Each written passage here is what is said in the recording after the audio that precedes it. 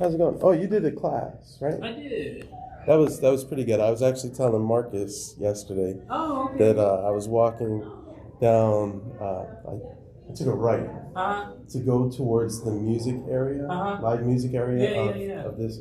I forgot what he called it.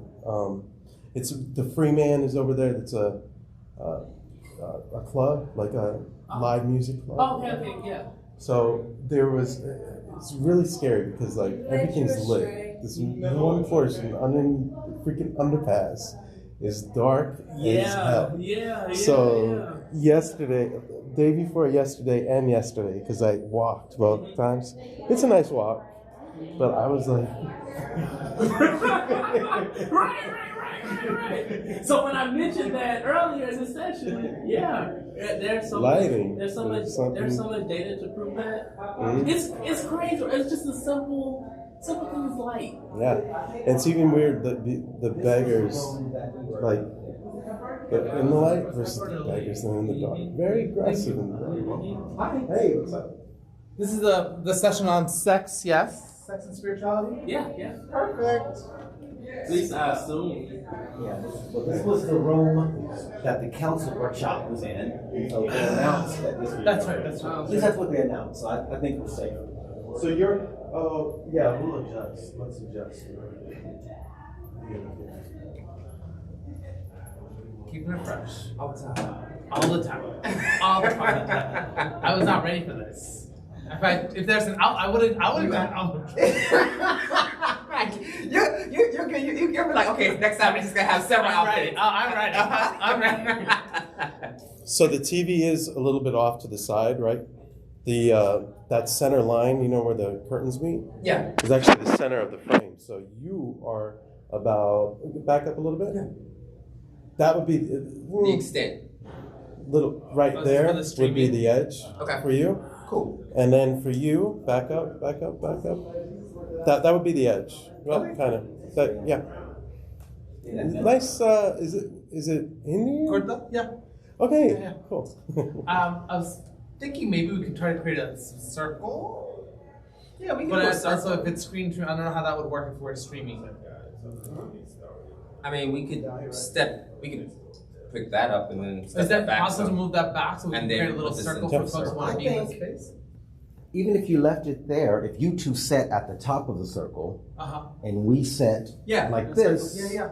I think it's most let's important semi that you all are Let's in the semi frame than we are. Okay, the stream is live, but we have bumpers playing online, so I'm gonna let it sit. Perfect. Thank you. Yeah. And it's now capturing that entire area. Oh, perfect. I think That's good. yeah, all the chairs are coming in too. Perfect. I'll check on it. I'll come back. Hi, how are you? Is it What is two? your name? I'm Diantes. Diantes? Yeah. That's right. We do follow each other. I thought. I think today's been a good day. I can't think of one thing. Hey, y'all. Hey, baby. They were trying to see if everybody could hold off on starting their sessions until like 2:15. Oh, perfect. No. Because we're gathering. You know, we're still gathering material right now. Cool, okay. So you're good. You're good. How are you? Good. Good. You good? You good? Yes, thank you for everything you gave earlier. Oh. I know, I'm emotional. I said, look, we went to my groups. I know, I was like, oh. 2:15 is go time for the workshop, so they'll have you virtual too. Yeah. Yeah, so, cool. I love the outfit change. I got it happening for days. You know. And then we got one for the night, so hey. Yes.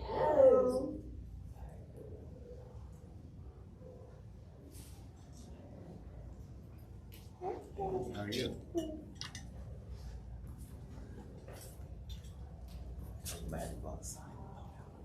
Oh my goodness, this Demi's jacket. So I was like, I didn't bring no jacket. I don't know what I was thinking. I said, oh, that was hot. But the ball. And then it made me think, I was like, look, the whole thing inside. What is the outside going to help do anything?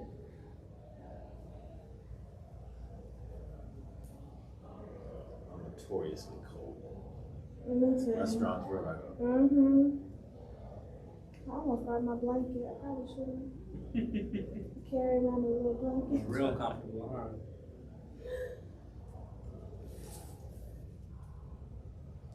So where's everyone from? My parents, my mom is in the military. Oh, so you moved often? But I was born in New York. My family's from Brooklyn. But most of my childhood I spent in Georgia. So I would consider myself Southern, just because those were the formidable years. I was born and raised in Atlanta. Oh. Oh, the Atlanta Decatur area. I'm currently living in Phoenix. Oh, okay, That's a big cool. difference. Yeah, Like it? It's growing on me. Is it? Yeah, How long you been there? Since October. I Oh, spent a that's new. week in Phoenix. It's been, 4 years ago now for work. Yeah. And it kind of grew on me after a week, Oh, okay. But it was in June. And they said, oh, I'm glad you're leaving because it's really getting ready to get hot. And I was like, if this isn't hot, Yeah. I gotta get out of here. I cannot. Like 110, 116. If you have something to write with, go ahead and pull that out. If you don't, okay, we have some notepads as well if you need it. Do you have something to write with? Right on. Oh, yeah, There's a pen. Do you have a pen? I don't remember maybe your name again. Nasia. Yes, Nasia. I don't know. Yes, I have a pen. How's the rest of your night, Nasia? It was good. Yeah. I got some good rest. Okay, good. That's not bad. Yes. I think I didn't sleep long enough though. I know. The morning came so fast. Oh, I'm Really? really. My Because it was eyes like are so two, red. like 2 something a week. Yeah, because I was up till God. about 3:30. And I want to thank you for encouraging us to come and support because when the alarm went off this morning, I thought, oh, now I can see it's your face. I told you I would come. But Got me out the because I live bed. locally, so now I don't walk. I have to get up and drive. And Yeah. it's about I'm glad I Thank did you. because it was powerful. Yeah. Like a wind of spirit Yeah. Mhm. Yeah. just kind of flowed through, and so thank you for that. It's so funny because as dialogue has been happening,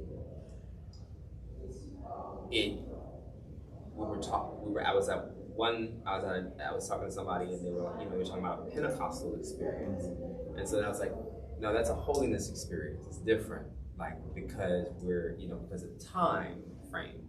But people are used to thinking about like worship in a different way compared to how our ancestors did it. Like moaning and groaning is nothing new for the sound of Pentecost, but when we start using it as a formation and completely off cuff, like you're engaging in a whole sense of ritual and community that comes out of early the early enslaved, how they did communicate.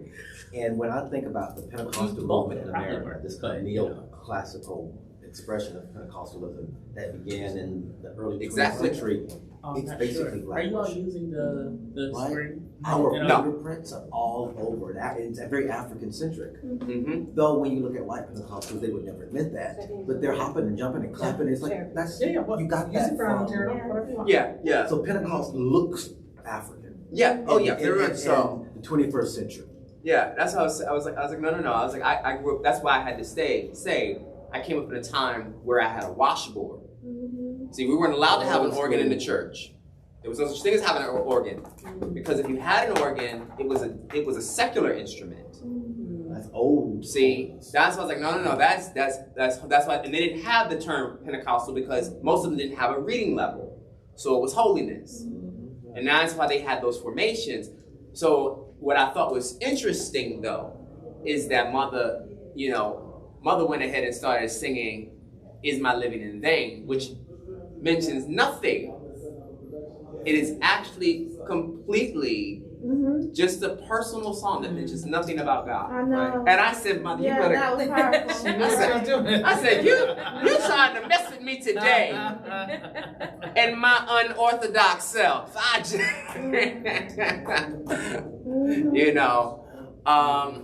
I hadn't thought about that. That's actually Yep. a great song if you're in an interfaith service Yep. and you are expected to make an offering. That's actually a great song. It is. It's a, It doesn't say anything about the name. I always use the words that Maya Angelou used. Whatever name you call God, if you call God's name at all. Right? That's Yeah. a really great song to introduce in the space. And the Spirit gave that to us. I mean, that was totally contemporaneous. no, definitely. We will go ahead. We have 1 minute, supposedly. So I just want to round us into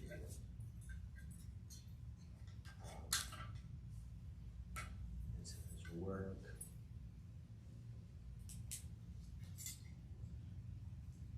Tell you what to do today. And it is a bit of, I would say this session, of course, was a brainstorm session, so it's not like it's formalized. And it's going to be organically divine. Yeah. So I don't know if you're familiar with the term communitas. Communitas comes from, it's a Latin term that regards the spirit of community as unorthodox, but yet in order. It's a performative theory word that was used by Victor Turner, who was an anthropologist who talks about ritual. So it's the places I like to engage most because it gives us a chance to be vulnerable. We hold both. In our vulnerability, we hold a moment to be embarrassed as well as courageous. Being vulnerable happens in a space where, yes, sometimes you don't know anyone and you're really hoping that somebody can hold space for you here. I want to be very honest. It's only going to be a courageous space. I'm not going to suggest that it's going to be safe. That's just a little impossible when you are talking about sexual spirituality. So I welcome all of you.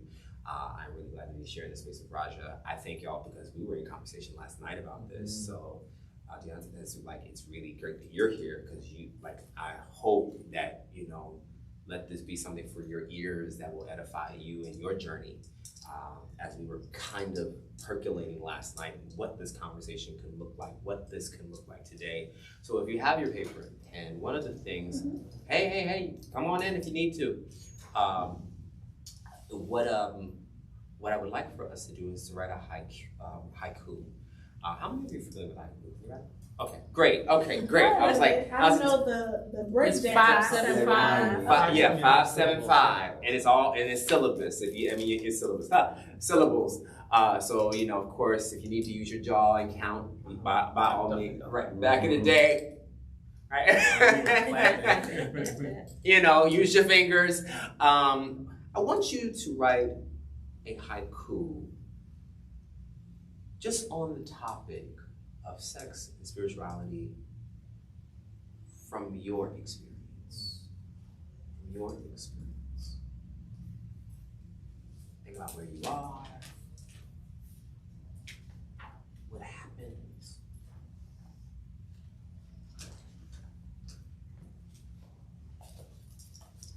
What is that feeling?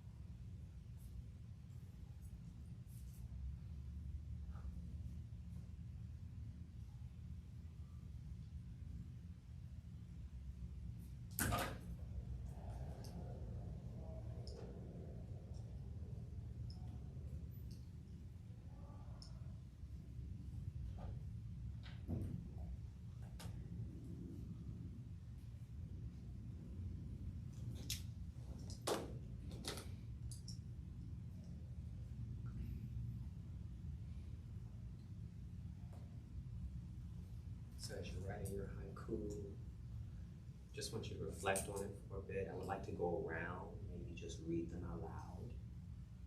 Right, so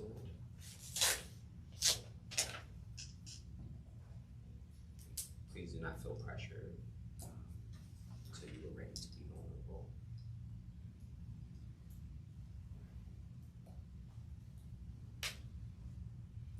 And I'll go first as an act of engagement, but also as an act of modeling. Not that you need to do it my way, but just in this way.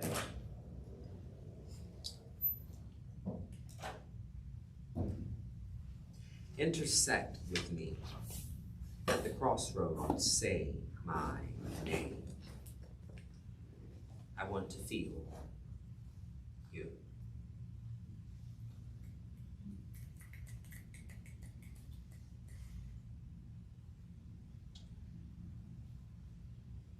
I think I'll expand just a bit. Not that haikus require expansion, but I like to think of my spirituality and my sex within the framework of divination. And I think about it as a very important crossroad in manifestation. And so I can't help but to think about moments where we call on, especially when we have like a climax, we're in those moments of pure bliss, and immediately we will be like, we're saying anything from fuck, shit, God, like whatever it is, we're reaching for it with these exclamations, rather secular, rather sacred, right? But what does it mean when we call out these exclamations, for me with the question at rest, and we actually proclaim our name in the midst of our own sexual, spiritual bliss? That's why I write that part of at the crossroads, say my name. So, yeah.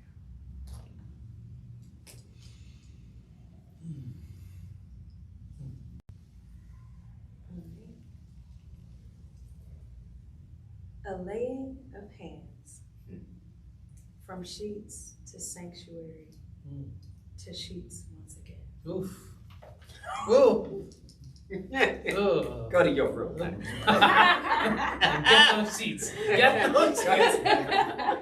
Somebody meet them there. Meet them there. In the room. I wrote two. Okay. One then and one now. Oh. And Okay. All then my right. childhood self Mhm. and the messages around sex and spirituality and where I have evolved to today. Come on. So the first one is then. Please don't do it. Stop. Dirty, shameful, bad, nasty. God is watching, child. Ooh. Now, yes, please do it. Good. Open, true self, God. Yes, feel good, divine. Ooh. Mm-hmm. All the juiciness. Well, I forgot these syllables, right? Oh, it's okay. We're good with At this point, we just snap fingers. It's delicious, honey. as long as it's delicious, the numbers don't matter. Oh, manifestation of pleasure through resistance and purging of shame. Would you read that again? Mm-hmm. Manifestation of pleasure through resistance and purging of shame. Purging. Great sex is worship. Or so I have been told. Shrugs. I love it. Maybe I'll find out. Yes. Yes. Maybe I'll find out. I love that. It definitely resonates. I want that for you. Mm-hmm. Yeah. Well, I mean, I've had great sex and I've worshiped. I don't know if I would ever say I felt the two happening at the same time. Okay. Okay. Or if I would put language and say, yeah. I mean, like I have like all of the theology to explain what that might look You mean like. some practical theology, Right, right? right, right, Yeah. right. I get that. Wow. I'm sorry, Coach. So everybody in this room has gone to seminary at least? Okay, cool. I just want to make sure before like I was like saying anything that was like theological or anything. Not to say that you can't engage. I just want to make sure that I'm mindful of my love language. I want to create a love language in this space. Yeah, I'm because there's such a sophistication in intellectualizing that can come with something that actually is very organic and very, very, as much as it is touch, it's so untouched. Right? There's something so untouched about it. And it is a place where the visceral response of the body is communicating. It's communicating. The mind is trying to align. And, you know, it's funny because all of your neural senses that are in the front actually shift to the center of the crown, right? While the pelvis or any kind of penetration is taking place, all of that energy is shifted here to bring full alignment to the body. Your heart, that's why your heart races. That's why everything. And I think it's so funny because it is a place that is so, that we think we are really touching, that is still so untouched. It's the same thing that happens when you go into a form of mysticism, regardless of your tradition. Whether it is whether it's Pentecost for those who have Christian mysticism, whether it is Sufism, and you are writing or you're drumming, women drumming in Sufism is a fabulous thing to think about, just the level of energy, how that works. Then there's of course the Kabbalah and the alignment of the body there, the stars. What is it? Hinduism, isn't it the Shaktipat? Holy energy. Yeah, which was actually,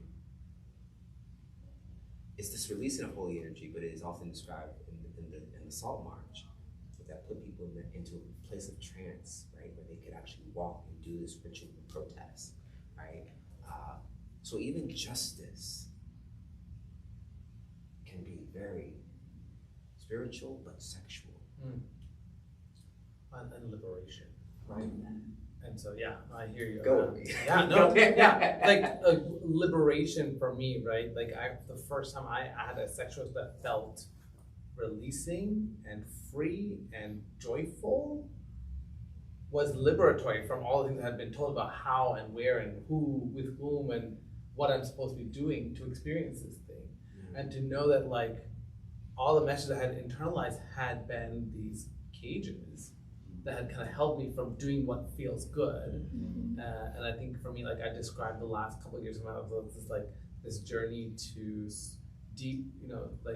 deep surrender to pleasure, right? We talked about it last time. It's like, and that deep surrender to pleasure, not because I have to or need to, but want to.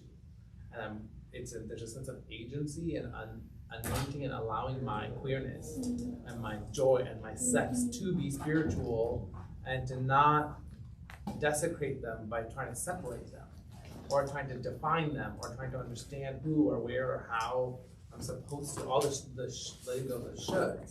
And so the ability to enjoy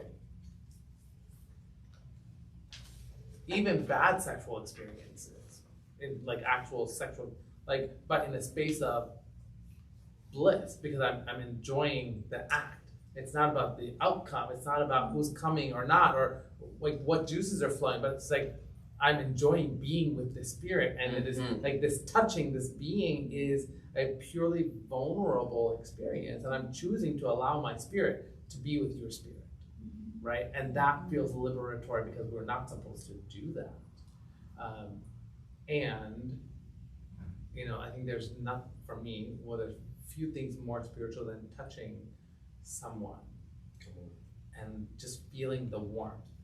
and feeling that life givingness, and knowing that I'm giving and receiving, and that there's the balance, that symbioticness that is, for me, bliss, right? That this ability to live, for me, so I think about what is the state of being and healing that I want in the world is a state of existence where I'm able to exist in ways that I'm not harming myself or those around me, while I'm still surrounding myself with a pleasure that I know I need and want and desire, right? And so if we can create that space, that feels liberatory. Just that touch becomes that space. And I think, the reason we are even having this space was we're at a conference about HIV and particularly Black communities and interfaith communities, and we don't talk about sex, right? And so what does it mean that we're talking about sex in this really intellectual space? And what does it mean to actually talk about sex in a way that is about joy? And it's like my mouth is watering saying the word sex, because this is desire. This is pure divine. Yeah, no, please. Flow of consciousness. I don't want to run because I know how hard it is to get back there. I was teaching. I left and I didn't do the worship experience last night because I had to teach a book study in my own faith community on trauma and fear and healing. Interestingly enough, and with this lovely woman, she's 82 or 3 years old, oldest person in our community. And I said something about finding your purpose, and she said, she didn't use the word pushback, but that's basically what it was. And I said, well, let me explain. I don't believe that there's a perfect wheel in the sky written that you have to beat your head all your life to find the divine's perfect wheel for you, your purpose. I said, I've come to believe that what brings you joy is your purpose.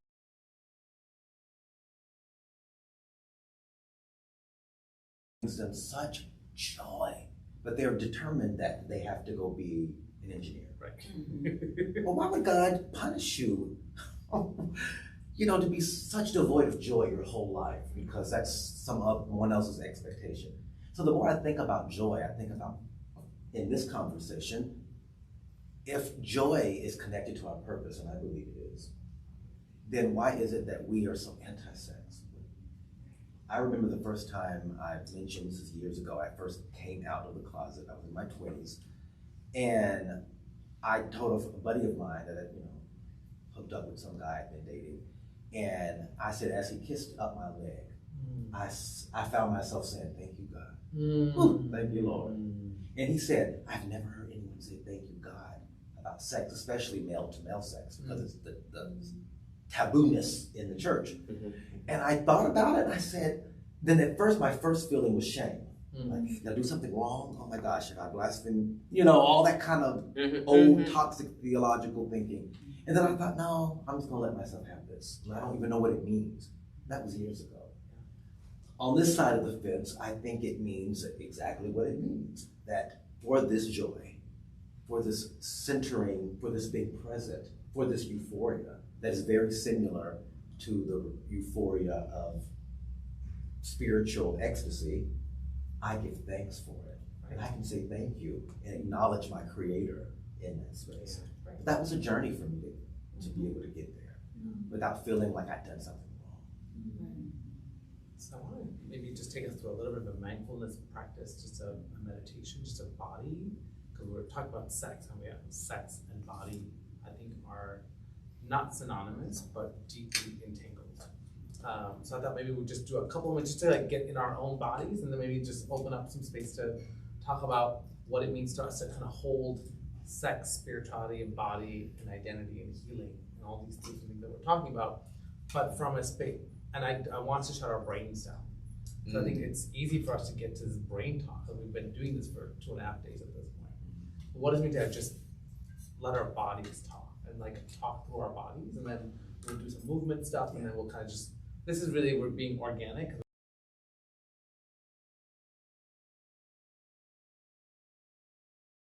Systems to be about joy and liberation and healing through our bodies and through our expression of love and joy.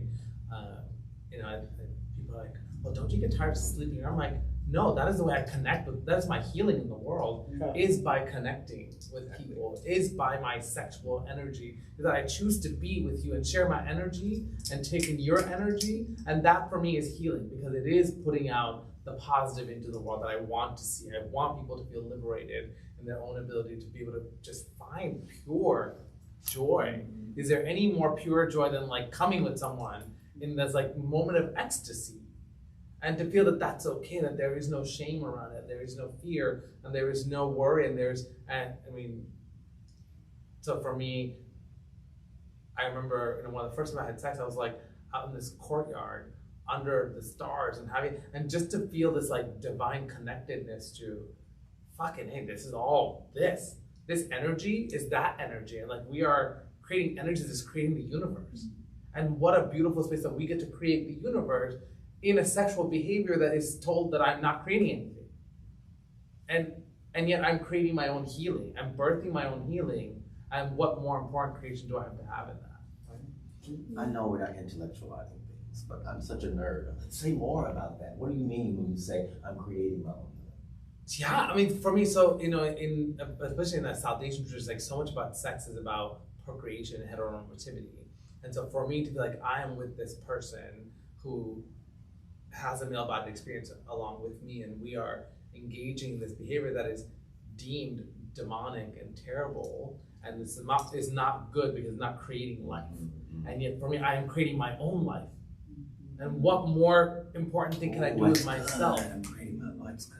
Right? I'm creating my existence and my joy and my healing with this sexual, and that is life. Right? It is not another being or spirit, but it is creating spirits of myself. It is uncovering my own self. It is unshielding my soul from my own protectiveness that I've spent my whole life building.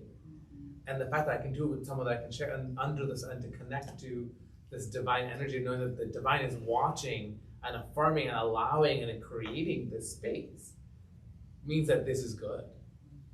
Right, just at a really deep, like, I don't want to get moral, but like, this is good for me. Maybe that's about, this is good for me in my journey.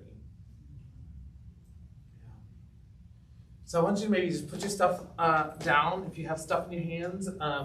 If you're sitting on a chair person, sit on the chair. If you're sitting on the floor person, do what you need to do. I want you to feel your feet on the ground. We'll start with our feet, we'll kind of work our way up.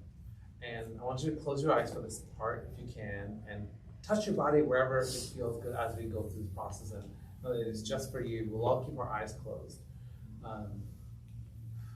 There is a recording thingy going on, but hopefully the folks on the edges are not being, and that's just the two of us that are in the screen. I want you to take 3 deep breaths, but I want you to first take your right hand and put it under your belly, right above your pelvic bone. Feel your navel with your thumb if you want to, and your left hand on your heart. We're going to take 3 deep breaths. I want you to expand as deep as possible with your nose. You're going to breathe in. I want you to hold your breath for 3 counts. 2, 3, exhale with your mouth. And at your own time, I want you to take 2 more.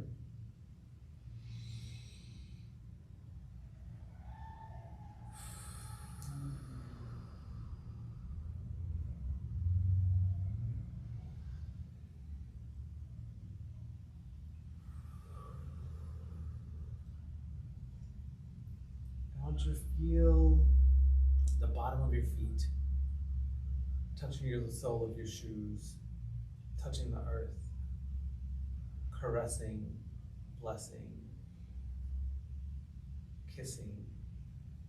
Just in the Buddhist tradition, we say every step you take is kissing the earth.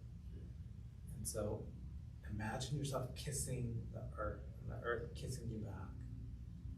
With just pure divine love, pure divine sensuality, and pure divine caring. If you want, you can also wiggle your toes to feel a little tickling the earth, be a little playful. I want you to just notice where you feel energy in your body as you're playing with your feet. Think about all the messages that we receive about where we're not allowed to feel joy or sexuality or sex and pleasure. You're going to reclaim that little by little throughout this journey. As we move up from our toes to the balls of our feet, really just push down on the earth and feel that pressure. pushing back at you. And release. As you go up your ankles, imagine a feather going up both of your ankles, just touching, slowly caressing, engaging. And give yourself some love to your calves. Take stock of how beautiful they are, how juicy they are. As you come up to your knees, imagine all the ways your knees give you joy, the ways they help you with pleasure. And your thighs, one of my favorite body parts. Just imagine as many hands as you'd like, even if they're just your own, touching and caressing and massaging your thighs in all their beauty, all their glory. Imagine them shaking with pure, sheer bliss.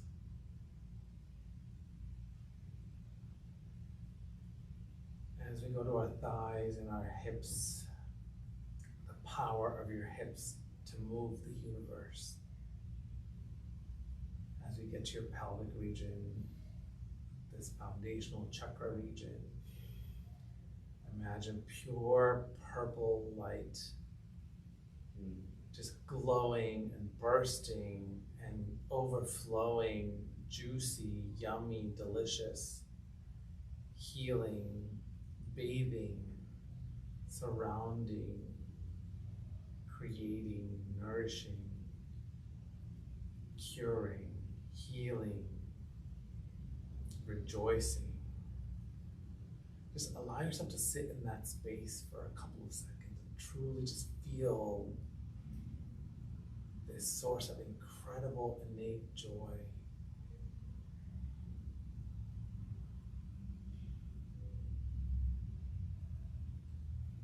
Imagine what is going in, what is coming out. What colors do you feel? What colors do you smell? What feeling do you taste?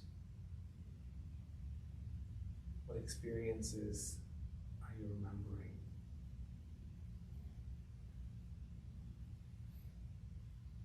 As we go up to your belly, think about this foundation. What are the pillars that ground your sensuality? What are the things that nourish you and your own sense of pleasure? Is it with no one? Is it with the divine? What is that grounding for you of what is deep, deep pleasure? Feel that sensuality as your hand is feeling your belly area. I also like to take my thumb and rub my belly button. It's such a source of energy for us, and we don't often pay a lot of attention to our belly button. Gently massage that belly button in the most sensual, beautiful, juicy way possible. As we come up to our lungs, imagine breathing, that deep breathing when you're in this beautifully sexual time with someone or yourself. When there's a heavy, heavy breathing that's making sounds and moans and stretching your lungs beyond capacity. And those deep, short breaths that show you that you're feeling lots of energy, your heart is racing, and giving you that oxygen to feed and nourish every single fiber of your spirit, of your body, of your sexuality. As we come up to our hearts, give some extra love to that source of home, pleasure, pain, peace. And recognize that your heart has all these desires that we often cage up. And just rub your heart gently as a way to release. It's like little genie's lamp. As you rub, you release this incredible energy that allows you to fully lean into your sense of pleasure. And as you do so, also feel any sense of shame that's surrounding that heart, slowly just peeling away like an onion, or like some dead skin that doesn't serve you anymore. a deep believer in snakes as spiritual animals, and I love the fact that they shed their skin regularly, because it is recognized that we have the potential for shedding all the shit, even if we think it's so important as the largest organ of our body, that is simply a momentary process. And the shedding is also creating and healing and leaving and painful and joyful and all the stuff together that our hearts hold every single moment that we live.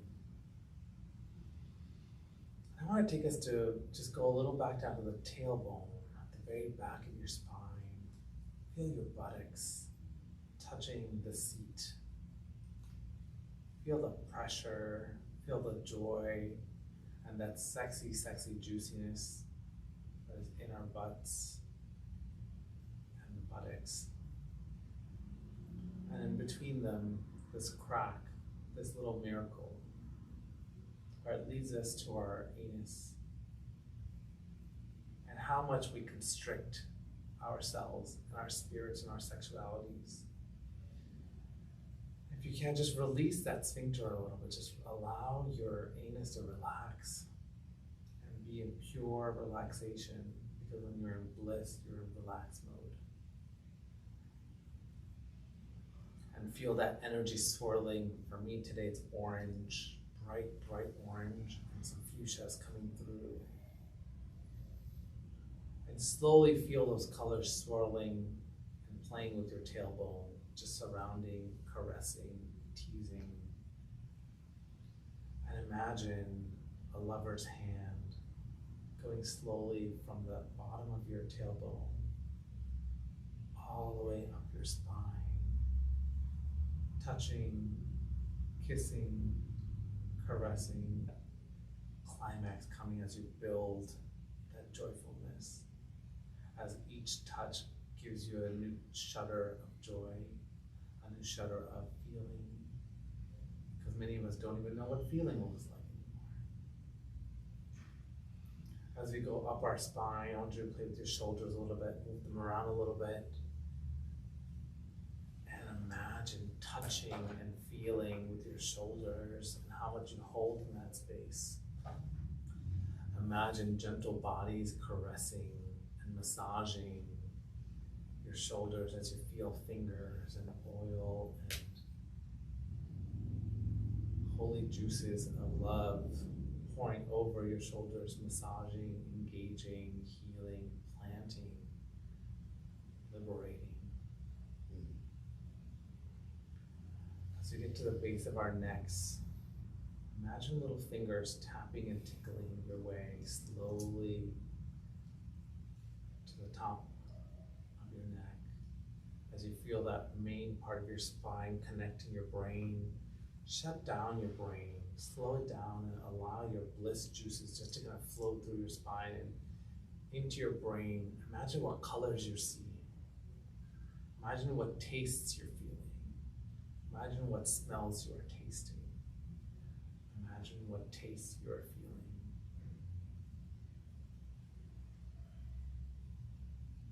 And as you go through, I want you to take both of your hands, rub them together slowly. I want you to slowly caress your ears and whatever feels comfortable. Our ears, like many parts of our body, have nerve endings that connect to our whole bodies. And so whenever I need to just feel some sexual release, I will just play with my ears just for a couple of seconds.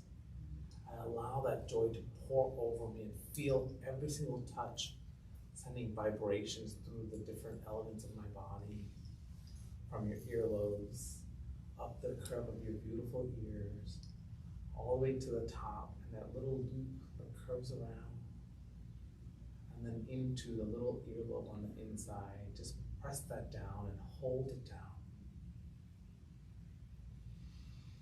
Take a deep breath and release as you're holding and pressing.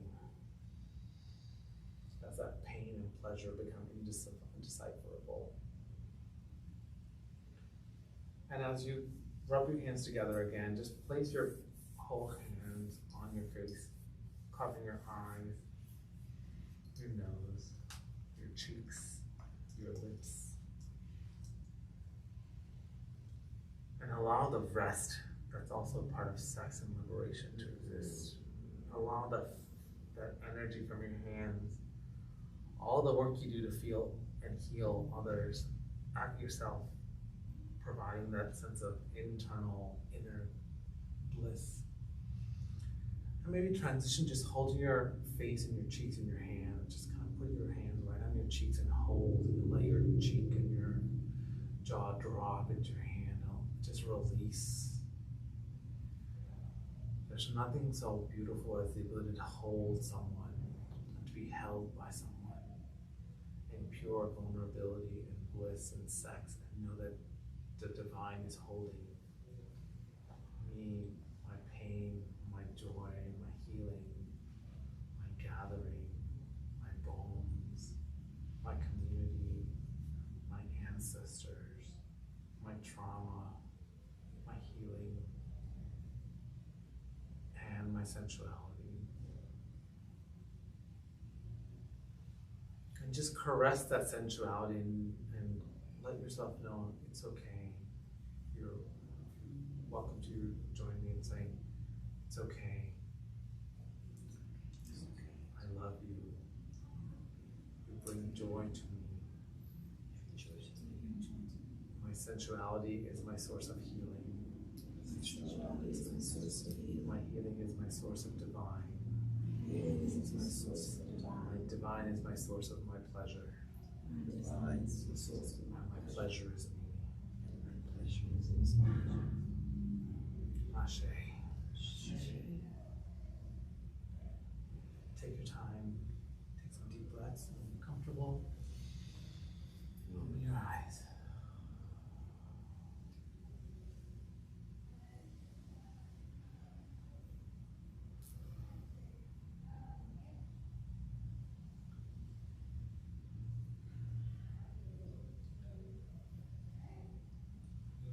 I'd love to just do a quick one-word check-in. We'll do a circle. If you'd like to, you're also welcome to pass. What are you feeling right now? I'll go ahead and start. Divine.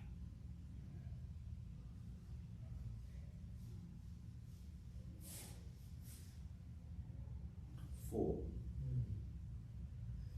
Present.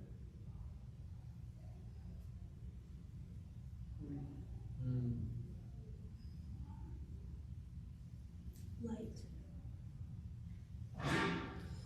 I'm aroused. Mm-hmm. That's like, what's the length? That's good church lady. Like, got one piece of thing. I'll walk these days. Stop.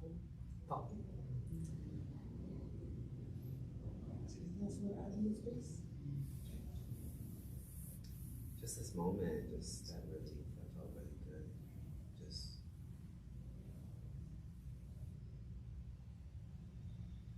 my first question was in my head before you started talking, only to evolve into a different question. Right, and I'm glad my first question was met with the other question. So, because I know a lot of us have had either some of us really do come from the church tradition where we do actually come to that. We start our premise of sexual liberation with the question of, who told you that? Mm-hmm. But after such a beautiful body scan, it's not the question. The question, if I was to offer it from a very maybe Christian standpoint, would technically now be, who do you say that you are? And you're in charge of that. And maybe the other question for some of us is, what manner of humanity do you have? You deserve pleasure. And that isn't really a principle. What manner do you say you are?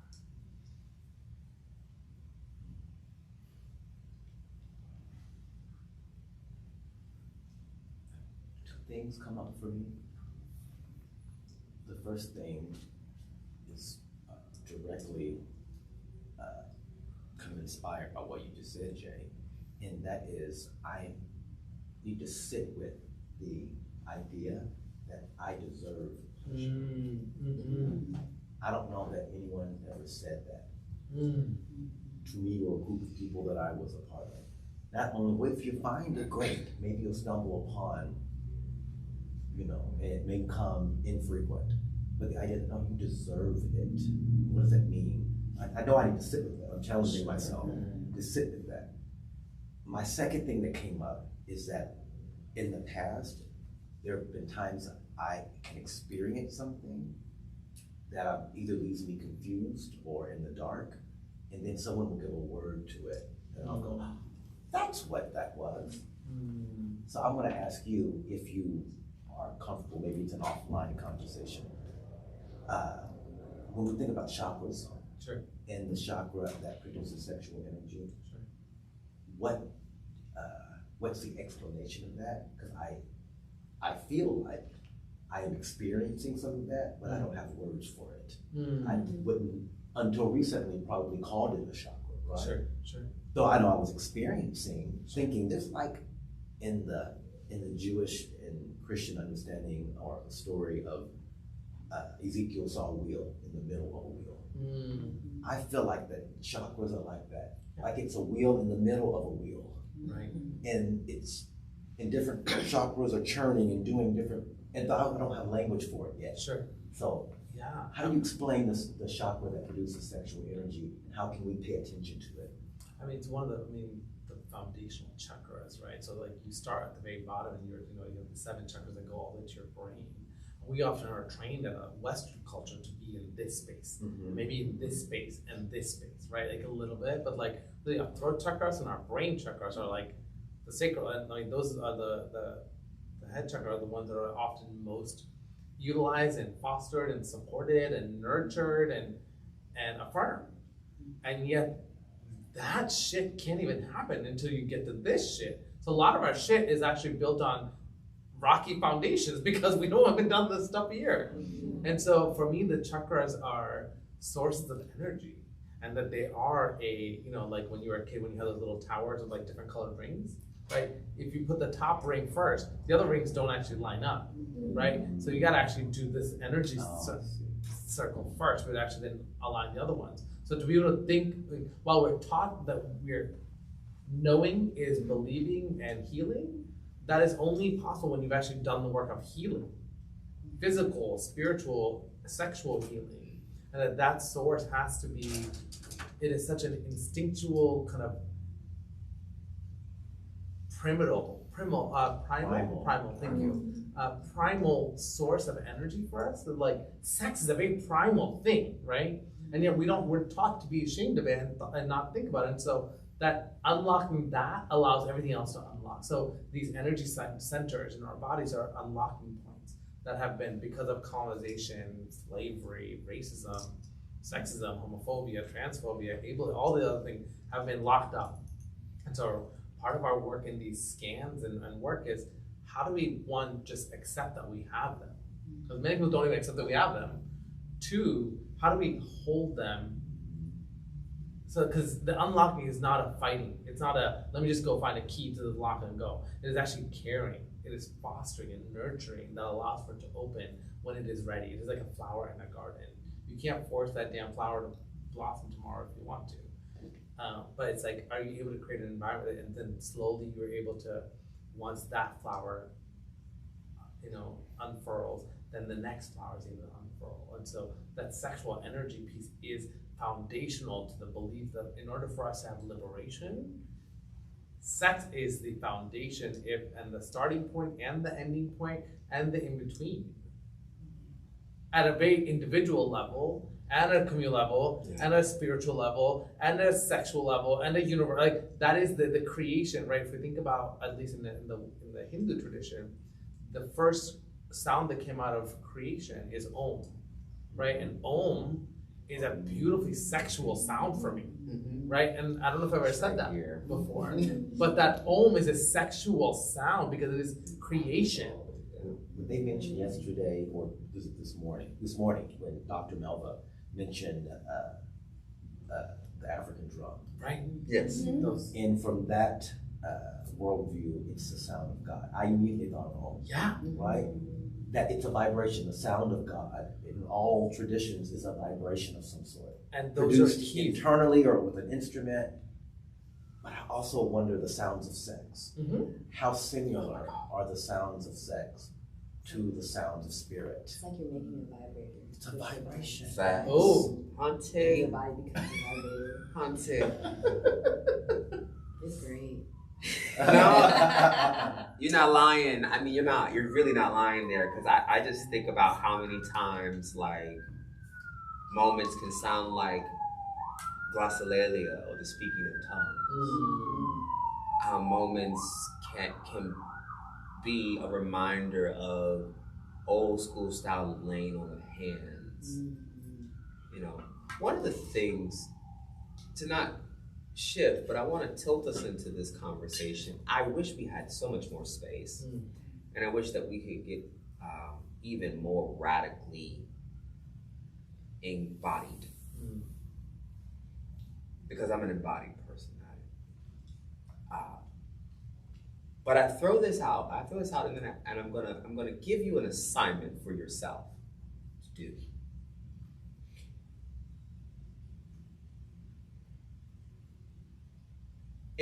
When you hear the word sexy, do you see yourself?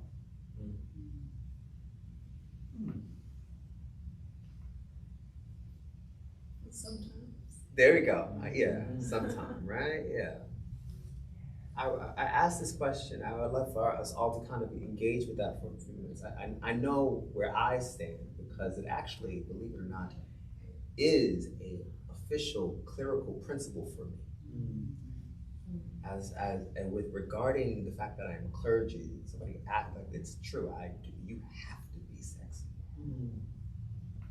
Which leads me to ask, what does that mean to be sexy? Yeah, right. So my definition. There's a Western Eurocentric media version of what it means, but what do you mean? When I say it, and particularly because I use it in the framework of my vocation, it is a declaration of desire. That I am desirable, and you and someone or anyone who experiences me wants to experience me, and in some way take on me. My energy, my tenacity, my capacity, they want to take me on. I love that. Because I would just add then also that desirability of myself too.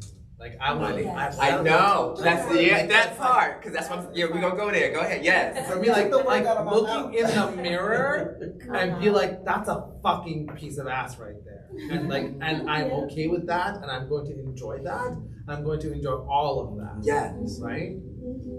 And that then I'm going to give the gift of this experience to that person that is going to desire me. Right? Because if you don't, then you're not worth it. You don't deserve this. Tell us, how are y'all handling your sexy? What's going on?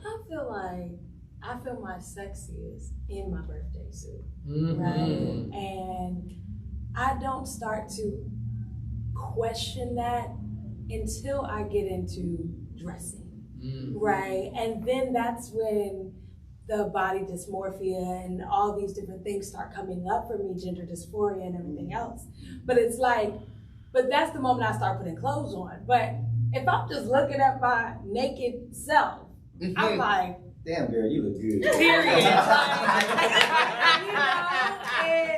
So it's so interesting, because when I think about dressing myself, it's like these fabrics, these clothes, I'm not making them, someone else is. And then it's like me going out into the world and trying to find creations that match my sexy, right? Like what has someone else created that's gonna make me feel good when I put it on to this canvas that is already flawless and beautiful, you know? So that's where I'm at.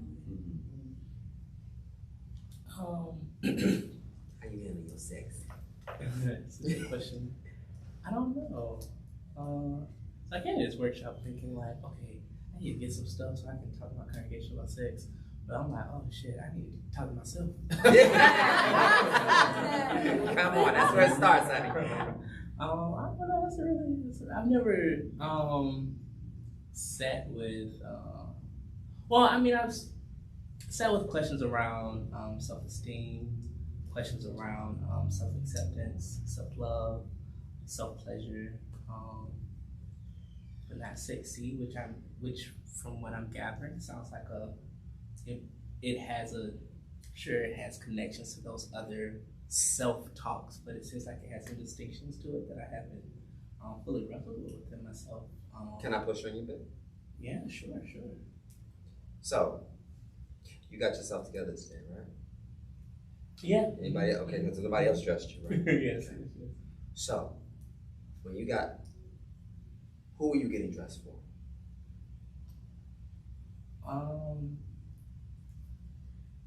Well, so I had a lot of thoughts. Two thoughts. Well, one, I was thinking, okay, I'm giving a presentation, so I'm definitely thinking beyond just what makes me comfortable, but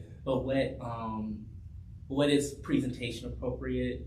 What is and I especially like as a minister, preaching very often in front of congregations, I am thinking of, I'm not just thinking about what am I going to put on that makes me feel like my best self, or it's definitely not my sexiest self, but what am I going to put on that's going to be appropriate to how I'm going to have to show up in the world today. And so to your question of when I got dressed, who was I want to make sure I'm... Who were you getting dressed for? Who was I? Oh, it was definitely the audience that I would be presenting in front of. There's an old school phrase.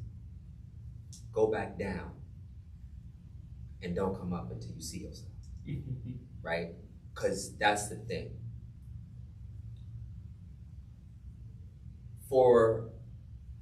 I do understand being in vocation, being in ministry. And yes, I do work in a very particular context where I can afford. And I'm willing to take the risk. Because honestly, I own me. And if you don't like it, then too bad. Right? That takes time. But the reason why I asked you that is because it is the moment that you wake up. If you are not waking up for the agency of yourself, that your sexual agency and your sex and your sexy is regards to your agency and how you have boundaries on your body, what you say your capacity is, what you are consenting to. You are in control of it. Once you give that away, you lose your sexy. You do. You lose it. It is challenged. It can be compromised. It is easily nitpicked. And it can be swept away. This is why many of us actually do struggle with our own faith, because we want it to look like codified everybody else and recognizable. I can make my own self shout and cry. That's called deliverance, y'all, because I know what that's like. I just was like, ooh. I do. And it's not that. Somebody complimented me and said, I just love, I said, I know. And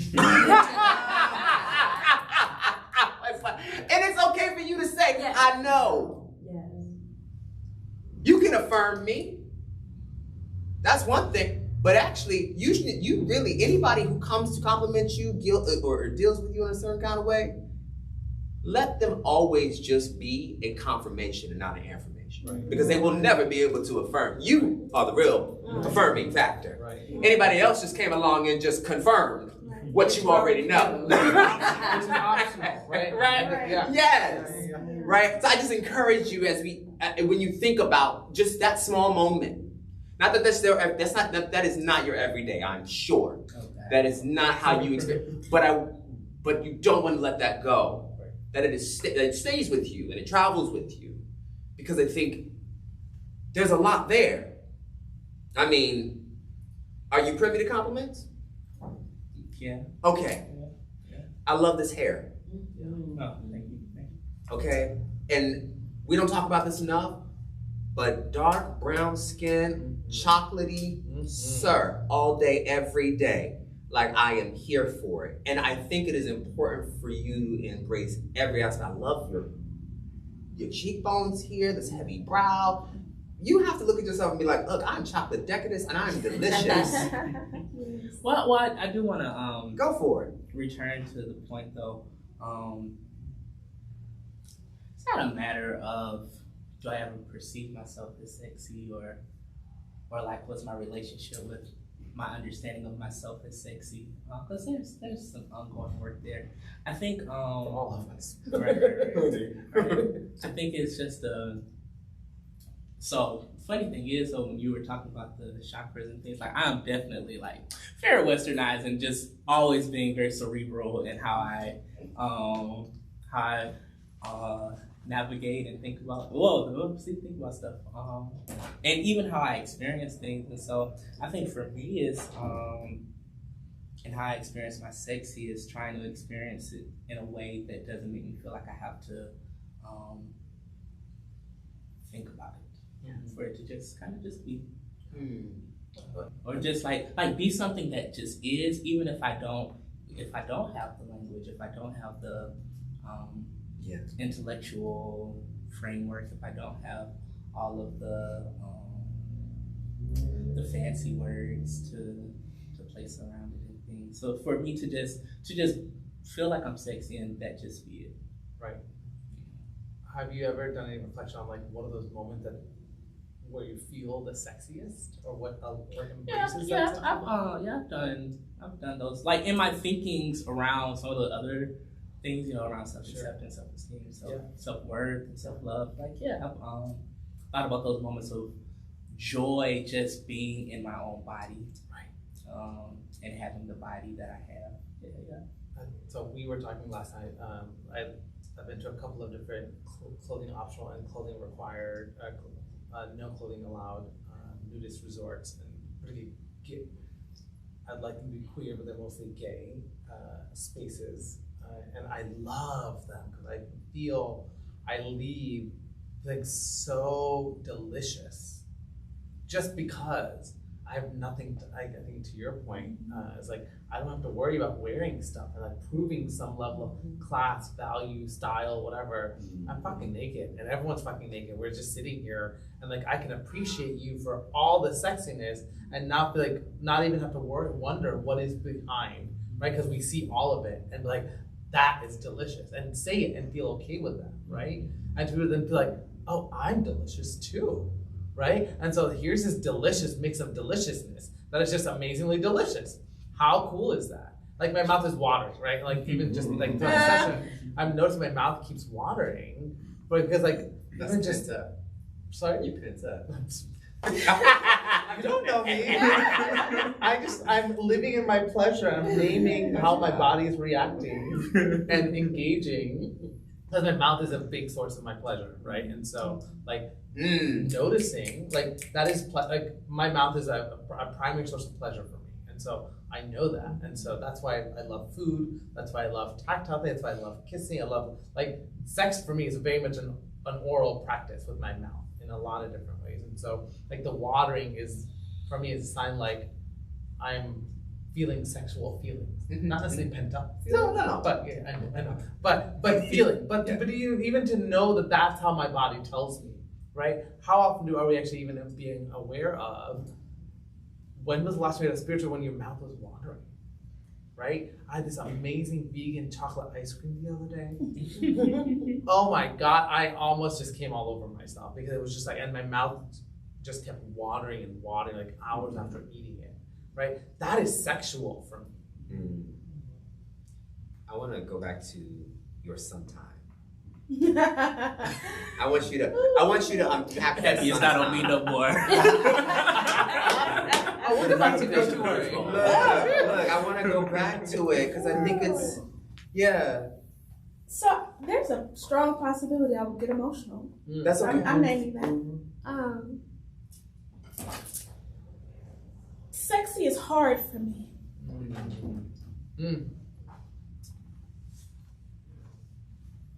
I was sexualized very young.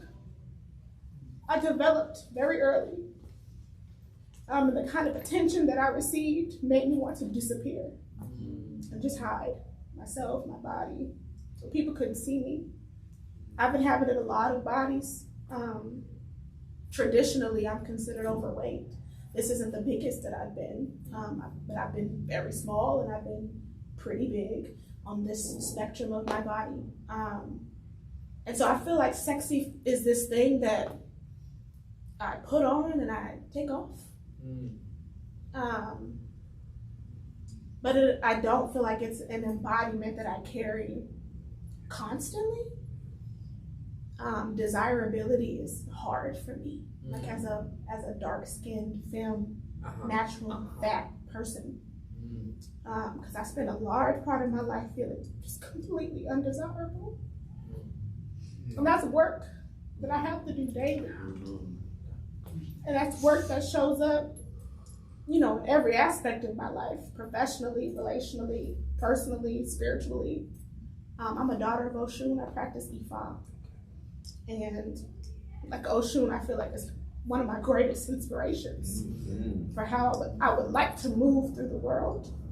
But I'm not quite there yet. So it's definitely a sometimes. It's more often than before, which for me is a milestone. Just even the fact that I can engage in a relationship to the level at which Demi and I can relate is a milestone. Because there was a time where I couldn't accept someone to see me the way that she sees me. Or love me the way that she loves me. Because it's something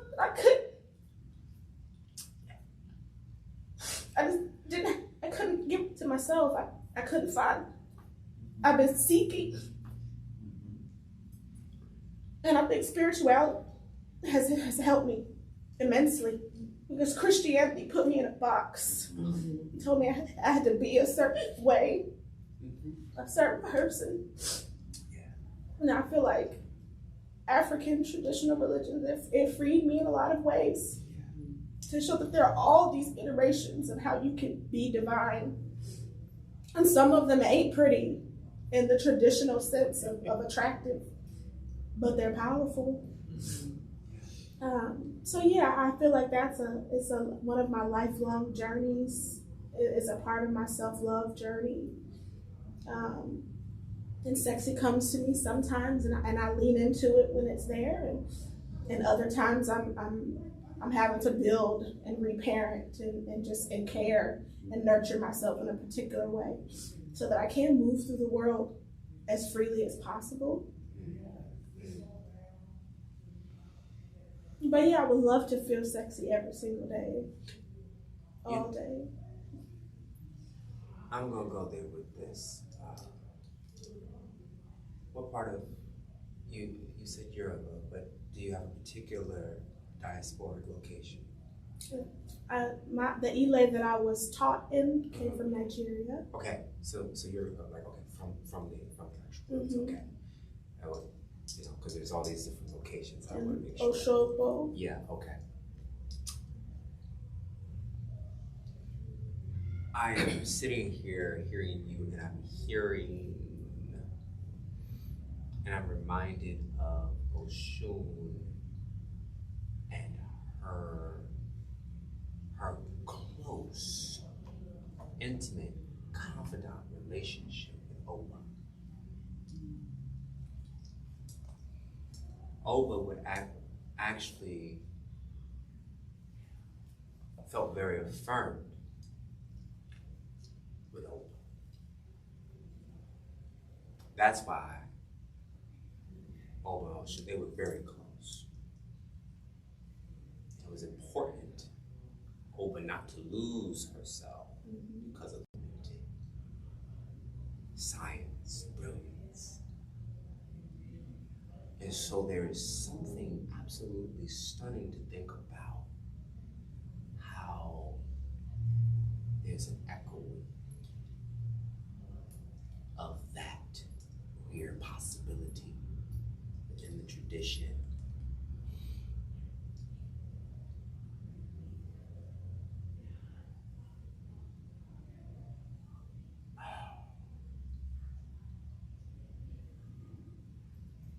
It's amazing when Orisha chooses you. Because you know you're desired.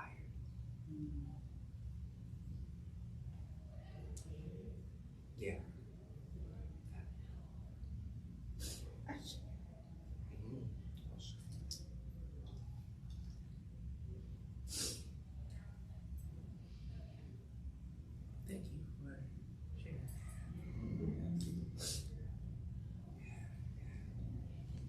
It's a journey. And I think so for me, those affirmations become so critical, right? Like even when I don't feel my sexiest, I say, I'm a fucking sexy person, right? A couple of weeks ago, I had a big wound on my face, and I felt so ugly, and yet I chose to still go to this trip, to this nudist beach town in Mexico. And I was like, oh, but I'm not gonna be beautiful enough. And I was like, who the fuck am I to tell myself that I'm not beautiful enough? Right? And how do I just show up even in that, knowing that that makes me even more beautiful, right? My mouth just does not stop watering, so whatever is happening in my brain, my body is just... There's a lot happening. Right? And I'm here for it, right? And so I don't always have to feel beautiful to tell myself I'm beautiful. And that's something that I'm trying to do for myself. Because I know, and I'm not offering this advice, but just what something that's been in my spirit is, I think yesterday they said, you know, we sing what we believe what we sing, right? Is that what they said 2 days yesterday or 2 days ago, whatever it was? It sounds great. Yeah. And so just make sure that every morning I wake up and say, I'm fucking alive and I'm fucking sexy. And that's it. Not because I'm looking in the mirror, not because someone's telling me, not because someone's hitting me up on Grindr, like just because I exist, I'm fucking sexy. Because how many of my ancestors are not here for that? You know? And that I have the choice to engage in pleasure in ways that then, to your point, affirms me, or even confirms my sexiness, right? And not affirms, and that I get to do it in ways that are not shame-filled, right?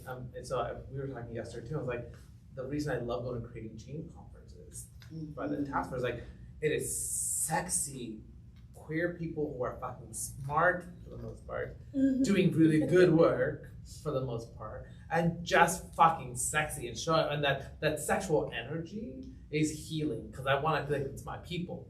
It's my energy. And it's like, and there's a flirtiness and a playfulness that is allowed, that is not allowed or accepted in other spaces. Especially around queerness, which is why I think that's why I love these nudist hotels. Like, I can be that playful, which is a part of my own childhoodness and my healing and my divine, I don't want to say, just divine playfulness. Maybe that's the ability to be fully in pure joy means for me to be playful, right? And so what does it mean for me to create those spaces and communities and sanghas where I can do that, right? I think that's why I love sex parties so much. It's like there's this level of vulnerability and playfulness and joy and watching and playing and engaging, and like it's an interactive experience that affirms that I can see sexiness, I can be sexiness, I can become sexiness, and that those were all intermediary processes. To your question about sexy, I was raised, some of you know, on a farm, small town, very isolated. It was before the internet. We did not have cable. So I really grew up quite isolated from the rest of the world. But I was also socialized in kind of a Christian conservative worldview, like a lot of other people. And so the messages, particularly being socialized as a male child, was that men were never called sexy. So it was never a word I associated with me. Men were to look at women and they were sexy. And they were desired and the hunt is on, right? But we were not considered. And so as a queer kid growing up, not given permission to look outside of that rigid male gender box, I never thought of myself as sexy. I thought of myself as maybe sensual because of the things I like to do in the lovemaking moment, but I don't really never thought of myself as sexy until recently. I'm 42, and recently I have, like in the last year, I've been going, I'm sexy. You better land. I'm a late bloomer. I never thought of myself, and I also had a lot of anti-black messages because I was always the only black kid in a real racist environment. Yeah. So I never was allowed to see blackness even or brownness as sexy or attractive or desirable. It was demonized in a lot of ways. Right. So what I realized was, not only was I'll use the word afraid because I don't have a better one in the moment, afraid of sexuality in all of its power. More specifically, I was afraid of my own sexuality. Of course. And the power that I know it possesses. Spiritual power, etc. kind of power. So what I decided to do in the last year, really, maybe 8 months, is to explore solo sexuality. Yes, I have a partner, yes, I'm sexually active, but I want to just like cut out all of that, because how can I help you understand me if I don't understand me? That part. So I've been spending time like with myself, trying to get rid of some of the shame messages through exploring myself. And even at this age, 2 weeks ago, I found a new erogenous zone. I said, that's there? I didn't know that was there. How could someone else, know that was there? So I've been spending some time really exploring myself. Before I introduce anyone else to the ball game, let me get some clarity on who and what I am, what I want, what I need, what I don't need, what I like, what I don't like. Because if you've never been given permission to explore that, and this is not very popular in most faith circles, but in many ways, our heteronormative idea of monogamy is a barrier to exploring the power of your own sexuality. Oh my God, yes. Because you're told that you're not allowed to be greedy. And it's like, I'm a greedy bitch. And it's also just like, different people give you different access to parts of yourself. And so it's like, if you only are fucking with one person, you're only exploring one erogenous zone. But if you explore with multiple people on multiple levels, because people feed you in different ways, it's like an all-course buffet of pleasurable experience. My God. And to do it like ethically, like without shame, because I used to be a cheater, right? I was always doing this, but like not always from a space of health and like consent and like understanding and stuff, but like being able to like be free and be like, I'm greedy and I like love it. Yep. It's like, I keep telling people, it's like once you taste it, you can't go back. No, I'm glad that you spoken to this. It's funny because I as a polyamorous person, I think it's interesting because I have a very very clear ethic with my approach, and I'm very finicky. Some people are like, "Oh, you're not that polyamorous." No, it's just because I have Black femmes in my life, and they're and I honor them in the experience that I have. So my partner Storey, which you resemble so much. So every time I look at you, I'm like having a moment. Like I was like, there is someone here who actually resembles you. Like if they saw Storey, they'd probably be like, okay, yeah. There's resemblance, and it's funny. Like I mean, they're my best friend. They've been like my best friend. I mean, I understand when you talk about somebody loving.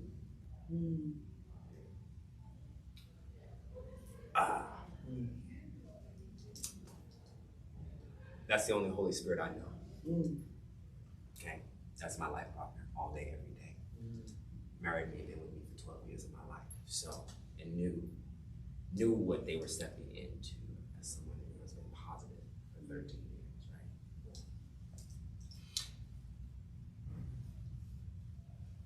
To then walk in the world, and here it is, a Black femme is being challenged by every heteronormative cis woman. Why you with that? I'm not even a human being. Why you with that? right? The thingification, which is what I was like, that's very real for me.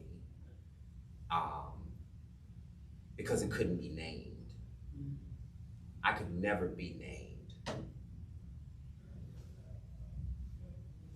The trouble with owning sexy, for me, owning it and being proud of it, is that in a world where you embrace your sexy, you can become so sexy that honestly, no one thinks that you are real.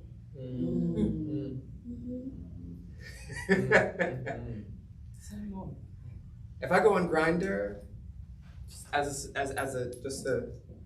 a dating app or whatever, my pictures, you're not real. You're a catfish. You don't really look like that. I've never been, what? And it can be somebody literally 20 feet, 30 feet away. I will sashay across the room. And they're like, you even better look in person. And it's like, and then sexy's supposed to be villainous. And how dare I be compassionate and open and willing and hi, it's good to see you. I care. You can be so comfortable in getting to arriving to that. I pleasure myself. I love, like, when you say that you have, like, I get it. Like, I find new spots, I'm like, please get that area. Like, and if you won't get it, I will. Right. While you trying to get it.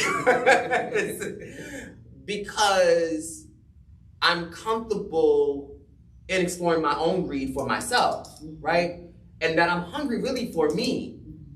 And I really want you to in some way also share in, if not also be a tool of affirmation and confirmation to the fact that I love myself this much. And that's it's very hard. It can be very challenging because I do want to be seen as real. That's why I talked about, like, I'm just a real, that's divinity for me. People are looking for everything. I'm like, no. I don't need that much of a supernatural that I'm not. No. Real is divine. It always has been. We have declared it as something else, that we need to look outside of ourselves. We always have to look outside of ourselves to find the divine. We always, like, and then if we go back and go and find it in ourselves, then we're like, oh, I found it, and we only hibernate with it for like, what, 5 minutes? And then we're like, and then it don't take much after you found it for somebody to sit back and say something to you, then make it go away, and then you sitting there being like, don't feel like anything, and you feel like shit, right? That's so complicated. That has always been my conflict with the idea of being so theistic that you are earthly good. Feel like, why can't we just be? You know, when you said earlier, and I think you echoed it too, about being with a partner helps unlock certain areas and levels and spaces within you that you may not get to if you're not engaged with more than one person. That's interesting to me because some of the messages that came through conservatism in the country, remember the whole no more sheets phenomena? Oh, yeah. Maybe a little older than some of you. That was Juanita Bynum. Yeah, this whole teaching that came out of the T.D. Jakes, Juanita Bynum world, that when you have sex with someone, somehow you are taking on all of the negative toxicity, yucky demonness of them. And you can never wash it away, like you're stuck with them and you have soul ties. And this was really, It's really preached in the early 2000s. I mean, it was really preached hard. Which is but you're saying something similar, but to me, it's the other side of it. It's not yet you take on from the other person, but you take on this goodness. Right? You're unlocking these mysteries within yourself and within them. Yeah, with that, I mean, divine goodness, right? This divine healing potential versus divine sin. No, you're fine, because I was also just thinking about the fact that, like, not that it is appropriate, unless, you know, that this is a real thing, but we are all human. I love to undress people with my eyes. Because I actually enjoy the birthday suit. Not that I want anything, because technically, like, and this is because this is a social thing, believe it or not, because I went to art school. I drew people for 6 hours. It doesn't take me much to look at an individual, undress them completely with my eye, and then when I hear you say, I am like, honey, I can give you a whole Titanic moment and we can just be like, I can draw you. and be like, here, baby, hang that on your wall. Love every fold. Love your voluptuousness. Like, give it. Like, that's because that's what I've always loved about art. That is what I've loved about, when to identify as a congregational or religious humanist. The thing to identify as a religious humanist doesn't mean that I have anything regarding a deity. The word religious is in the terms of John Dewey, where he says that it is rooted in the ideal of our humanity. But it never leaves humanity. It just means that I can capture it, right? And so when I look at people, the reason why I can be inspired in so many ways with just people, their stories, and the way that they see themselves, I'm deeply interested in congregational life, not having a sense of belonging. Fuck belonging. When are you going to start becoming? You've done that. You know how to fit a box. I know you do. You woke up thinking about some of these motherfuckers this morning. Yes, I said that. Very clear. And they were in your bed and you ain't had no intimacy with them. Some of us are thinking about a lot of people and we wake up to them and they're not really there. And so yes, we are giving our bodies a lot of times. And I think it is important for us to do the real work of remembering. Remember. Come on. Reclaiming all of this. Take the time. If you need to masturbate in the shower, if you need to take the moment to breathe and just enjoy your sense as an act of pleasure.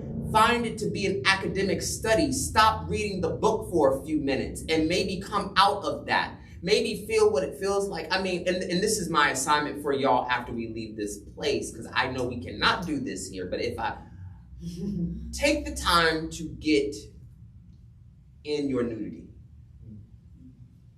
In your nudity, not your nakedness. The nudity. And lay in the position that gives you your climax. Find it. What is the position that gives you the climax? Helps you arrive.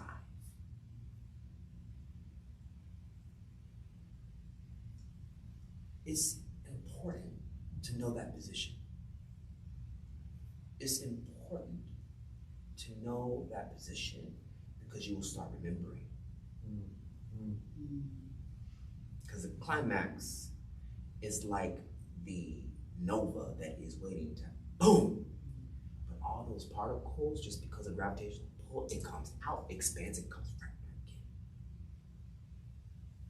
in. It's such an unlocking.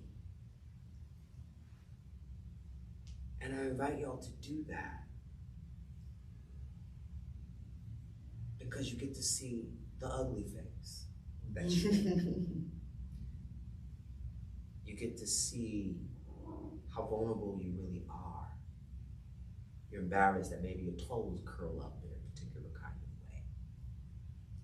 I don't know who's on the Zoom thing, but I'm letting y'all know that now. Y'all need to do that too. Just like, pay attention to how your toes curl. Pay attention to if your knees pop or your hip, has to. Pay attention to those things. Pay attention to the fact you might need your hair pulled, your earlobe caressed. You need that arch in your back that you're holding so tightly that it feels like a massage to the rest of the body. Get in that position. Find that position. Explore it. Simply by yourself, you can find it. Because that way there is no compromise. There is no compromise. And I think that is, if we just arrive there, if I leave from with that assignment, I'm going to shut up. And I will hand it over to you to do whatever closing you feel, or if you're going to shut up with me. Yeah. No, my only addition to what you just briefly said is like, and I was just thinking, I was like, I have altars, but I was like, what does a pleasure altar look like? Right, but I was like, but in that pose, like, what would it be like? Surround myself with things. What do I need? What is my altar, and how do I place myself in the center of that? But what are the like? I'm a very visual, physical person, And I'm in that bed by myself. yeah. In that hotel, I love this. I might go to CBS. There you go. But I was like, what does a pleasure altar? How do I embed and what's sort of root myself in a pleasure altar, right? And what does it feel to just allow myself to be in that position, whatever that is, right? And to allow myself to be surrounded by things that bring me joy and pleasure and sin and sexiness and beauty and dirtiness and all that stuff. To me, that talks in our Western world, we're all about product and not process. So we're always trying to rush for something. Yeah. And particularly, those of us with penises, oftentimes we've been socialized to think it's all about the climax. You just gotta get to the finish line. And what you're encouraging us to do, if I hear you correctly, is spend time in the process. Forget the product. It'll come when it comes. Yes, it will. But it'll come when it comes. But get lost in the pleasure. Because even from a kid all the way up, we're taught, many of us, not everyone, but many of us are taught that self-pleasure is bad. I can remember being caught in the tub at 5 years old, touching myself and being scolded that it was bad, right? So it's always about just let me get it going, and then I can get done with it and be, instead of saying, no, take an hour for yourself. Run yourself a bath. Yes. Light you a candle. Spray something good. Light some incense. Get your altar. Get your toys. Right? Get lost in the process. And you discover you're sexy in the process and not rush toward the product. I think that's probably more so for men and those who identify as men and those who have penises, because our bodies rush there, tend to rush there a little quicker. We can get it 5 seconds if you challenge us, But that's not the point. The point is the process and getting in touch and remembering yourself, if I hear you correct. Yeah, I mean that is it. That is it. It is my biggest encouragement to y'all, because I think that as we've been at this conference, you won't get that opportunity to really know that, because I think, and as a person, as a person who's lived with HIV, it took me a long time to love my body. Really did. It was. I mean. There was not, clearly not enough time throughout all of this stuff, but my story starts off very differently. I was with someone who was doing heroin in art school. She was incredible, but we snuck around because she was Jewish, her parents were not. And so she was sharing needles. When I contracted HIV, everybody thought I was with, quote, a man. I was already elaborate, flamboyant, stylish. And it just fit a narrative for people. My colleagues at work, when I was working for Ralph Lauren, encouraged me to be a part of gay community in clubs I had never been. Because I was gonna have community, so I was in house ball. So I found church. I found fashion. I found the hats and everything. So it fit me. It was Pentecost. It was the yes, and it was the and it was the backbiting. It was the cattiness. Yeah. But it was all there. And I've never been with another masked person or male person. Everybody was like, what's wrong? I was scared of my body, that now I had something that could cause someone else harm. And at some point in time, it was going to cause me harm. So I offer you these exercises because they are things that I've had to do before I even met my partner. Like I said, suicide, depression, you name it, it was all on the horizon constantly. And then to arrive, y'all have seen Story, met them. You can ask them how long it took me to even hug them. I couldn't even hug. All the hugging that I do now, yeah, I know you like, I just touch. I am a toucher, and I crave it. I need it.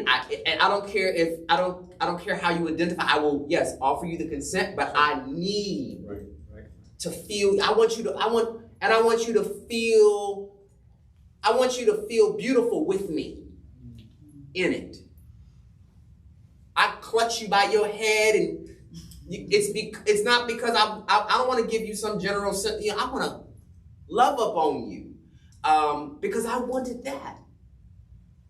I would go on dates and somebody, and I would not touch. I would treat somebody to dinner, would pay for everything, go shopping, do shopping sprees. And when it came down to being like, well, how come you're not trying to? I said, oh, I really just enjoy your company. And that, in company, was you right there, me right here. That's enough. And to give people the vulnerability and the brave space to be vulnerable enough to say, I want to be close to you. It takes a lot.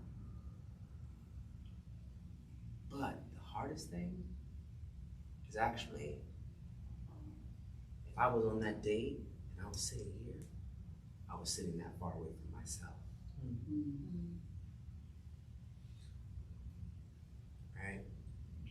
So I'm always having to do the practice of remembering, because it doesn't take much for somebody to say on Grindr, "Are you dirty?" It doesn't take somebody that much to say, "Are you diseased free?" It doesn't take much. You can go just like that. "Oh, you're so gorgeous, you're so this, you're da da da da da da da da." Oh. And it's important to have those moments. So I just encourage y'all to do that, because those are just the exercise and meditation you went through, and just some of the things that I'm offering. I just really hope that you find, and don't let anybody, and all of what I'm saying too, don't let anyone tell you your story. Because people don't know. And it's always shocking for folk when they really hear the extent of my full story.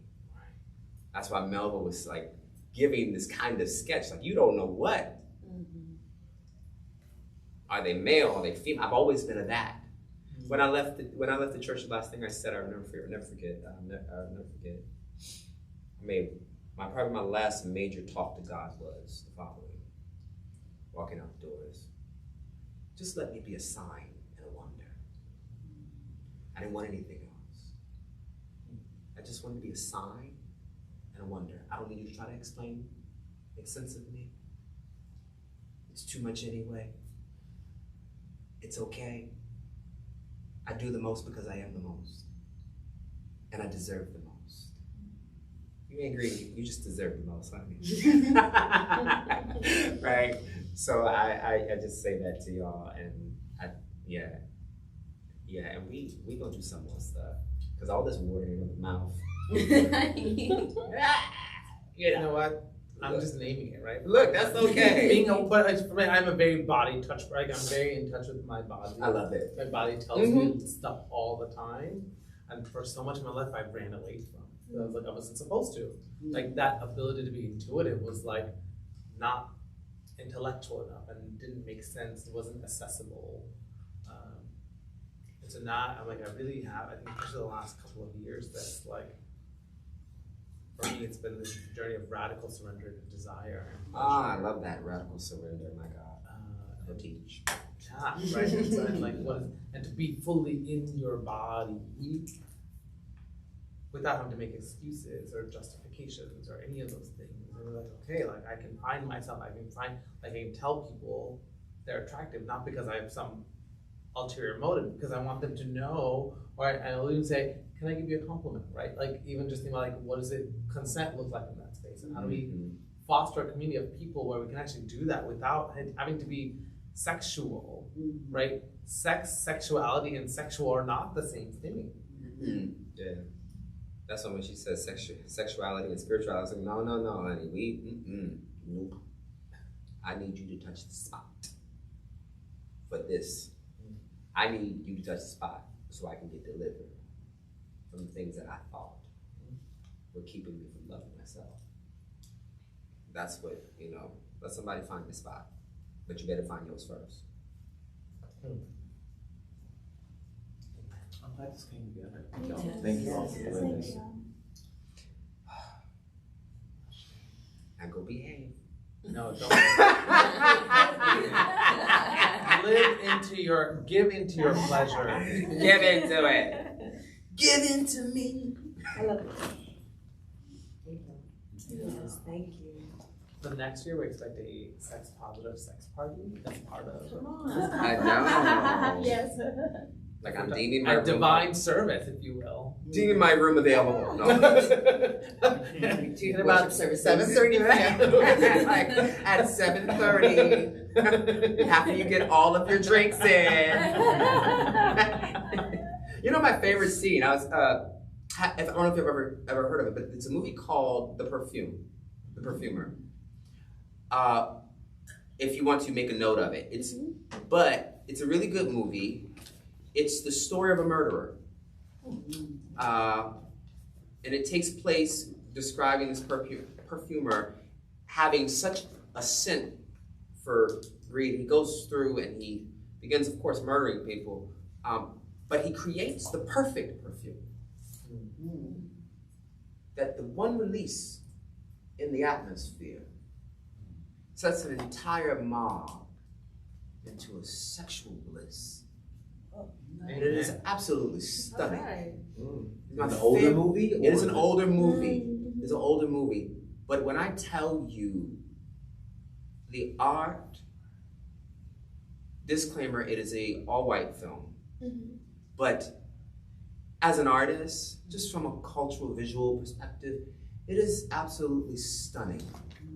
And I mean, yeah, I have to think, I'm like, damn, I wish I could give you just a bunch of artists that I just love to think and talk about.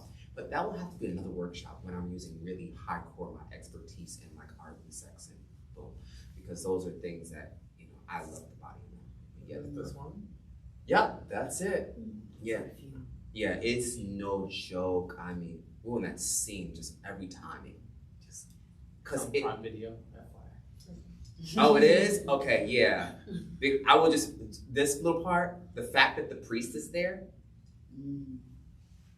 and when the release happens, because of that perfume, my, and I'm like, if we just had. The story of a murderer? Yeah. Yes, please watch it, indulge. Yes. All right. Yay. Come on. Did we have Pentecost or did we are we good at time? I mean, we're way Oh, beyond. we definitely are beyond. We're an hour behind. Oh, okay, damn. Whoopsie. Sorry. Oh, thanks for the pens. Oh, no problem. You have to work. Yes. Yeah, we got work to do. Mm-hmm. Yeah, I can't. Oh, yes. Yes. Yes. This haiku can show up in the book. Okay. This what? That haiku, huh? Oh yeah, yeah. You know that was good. Y'all had some delicious work. That was I'm good. okay. I don't think I've ever heard delicious so often. My favorite word. Yes. Where is Juicy, delicious. I love that, juicy. Right? Like, let's have it all. Poor camera people, they've been trying to get to it. Oh, they been trying to It is. Dinner's at 6:30. Is there a dinner? Mhm. Is there a thing? That's probably close to dinner. What time is it now? Oops. There is, I think, a break and an optional session. Is this yours? It is, yeah. About media training or something like that. Oh. And then dinner's at 6:30 being provided because there's some kind of programming they want to do with this. Right. Oh. Okay, what time is it right now? It's 4 o'clock. So it's about to be a break. Oh, we missed the. 4:30, Okay. So we have a break then until 6:30. 6:30. Oh, And then it's fun. dinner. I might go grab a drink downstairs. I was like, this happy hour. I'm feeling this.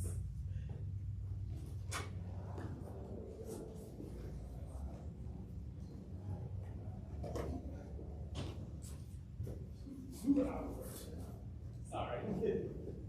Question. More content. Do you know where this video is going to be? Is it going to be still available somewhere? Because people have shared some really intimate stuff. So I just don't just worry about where it might be. Excel events. Okay. So anybody that attended the conference is gonna have access to that. There's higher quality stuff being stored